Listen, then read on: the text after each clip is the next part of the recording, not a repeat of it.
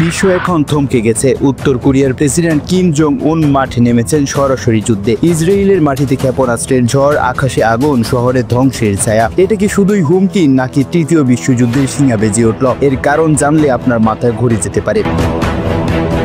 গত কয়েক ঘন্টায় উত্তর কোরিয়ার তরফ থেকে ইসরায়েলের দিকে একের পর এক ক্ষেপণাস্ত্র ছোড়ার খবরে বিশ্ব হতবাক। তেল আবিব আর হাইফার আকাশে বিস্ফোরণ, রাস্তায় আতঙ্ক। কিন্তু কেন? কিম জং উন কি চান সেটা এখন বড় প্রশ্ন। সূত্র বলছে, ইসরায়েলের বিরুদ্ধে মধ্যপ্রাচ্যের সাম্প্রতিক উত্তেজনার প্রতিবাদে উত্তর কোরিয়ার এই হামলা চালিয়েছে। কিন্তু এটা কি শুধুই শুভাচি নাকি বড় কিছুর ইঙ্গিত দিচ্ছে? ইসরায়েলের প্রতিরক্ষা ব্যবস্থা আয়রন ডোম কাজ করছে, কিন্তু উত্তর কোরিয়ার অত্যাধুনিক ক্ষেপণাস্ত্রের সামনে তারা কতটা টিকতে পারবে? স্থানীয় খবরে বলা হচ্ছে, অন্তত দুটি এলাকায় বড় ধরনের ক্ষতি হয়েছে। ইসরায়েলের প্রধানমন্ত্রী জরুরি বৈঠক ডেকেছেন, আর আমেরিকা ইতিমধ্যে তাদের নৌবাহিনীকে সতর্ক করেছে। কিন্তু কিম জং উন থামছেন না। তিনি বলছেন, এটা শুরু মাত্র।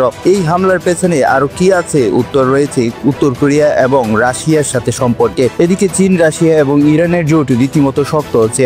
রাশিয়া চীন কি পর্দার আড়ালে সমর্থন দিচ্ছে নাকি অন্য কিছু করছে, সেটা জানতে অপেক্ষা করতে হবে আরো বেশ কিছুটা সময়। এই যুদ্ধ কোথায় গিয়ে থামবে? কিম জং উন কি সত্যি বিশ্বকে চ্যালেঞ্জ ছুড়ছে? কমেন্টে আপনার মতামত জানাতে ভুলবেন না। আমাদের চ্যানেলটি সাবস্ক্রাইব করে রাখুন, ভিডিওটি শেয়ার করতে ভুলবেন না।